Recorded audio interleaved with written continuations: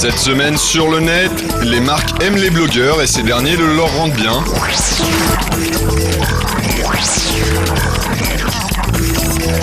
Observateurs à l'œil aiguisé et à la plume affûtée, les blogueurs sont aujourd'hui considérés par bon nombre d'internautes comme des sources d'informations fiables, plus fiables même que certains journalistes. Médias à part entière, les blogs sont aujourd'hui devenus des canaux de communication particulièrement courtisés par les marques. Frédéric Farrugia travaille pour You2You, une agence spécialisée dans la relation entre marques et blogueurs. La relation entre les marques et les blogueurs, ça date déjà d'il y a plusieurs années. Ça a commencé aux États-Unis, en Europe et en France. Ça s'est beaucoup développé dans certains pays d'Europe, notamment la France. Et c'est vrai qu'aujourd'hui, il y a de plus en plus de marques qui s'intéressent aux blogueurs parce que les blogueurs peuvent influencer le processus d'achat des produits sur lesquels veulent communiquer les marques. Juliette et Gaëtan sont deux blogueurs invétérés. Et comme ils ont beaucoup de lecteurs et de talents, ils sont considérés comme des blogueurs influents. J'ai une petite communauté de fidèles qui sont plutôt des filles de, je dirais, entre 20 et 30 ans.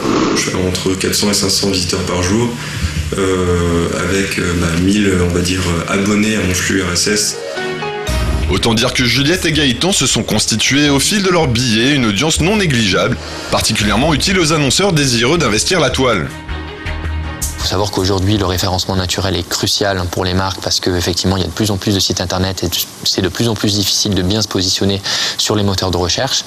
Et donc, les blogs permettent, quand ils écrivent des articles et qui renvoient des liens vers le site de la marque, de mieux positionner le site de la marque. Donc, premier avantage, améliorer sa réputation en ligne et créer des discussions autour de produits et influencer le processus d'achat. Deuxième avantage, améliorer le positionnement de son site sur les moteurs de recherche. Du coup, ni une ni deux, c'est à coup de petits cadeaux que les marques draguent les blogueurs pour qu'ils parlent de leurs produits.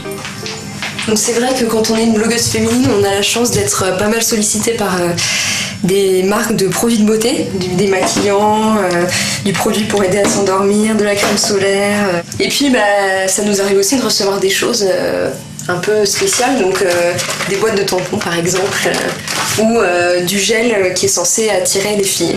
Mais les petits cadeaux tendent à devenir de plus en plus gros. On nous a proposé tout simplement de passer un week-end, 2 jours, je sais plus, un week-end en Corse. Donc on a été complètement pris en main, à savoir départ ensemble jusqu'à Bastia, en train puis en bateau, et puis ensuite visite de la Corse pendant 2 jours avec des activités sur place. Tout ça, ça forme une opération qui, au-delà de la découverte d'un lieu, c'est vraiment une expérience en fait qu'on nous apporte. Ces petites attentions, échantillons ou billets d'avion ne vont-ils pas finir par corrompre le franc-parler si fameux de la blogosphère ? Les blogueurs, ce sont avant tout des passionnés qui écrivent par plaisir, qui ne sont pas rémunérés et donc ils donnent en général un avis qui est neutre, en tout cas qui est leur opinion, une opinion qui est subjective. Sauf que dans les faits, c'est vrai que quand on sait qu'on est rémunéré pour écrire quelque chose, on est forcément influencé et on va forcément avoir un jugement un peu moins dur à l'encontre de la marque. C'est vrai qu'au final, on se rend compte moi en tout cas, c'est mon ressenti. Quand je publiais mon article, j'étais jamais vraiment très à l'aise. J'avais l'impression quelque part que c'était pas moi, c'était pas vraiment ce que je pensais.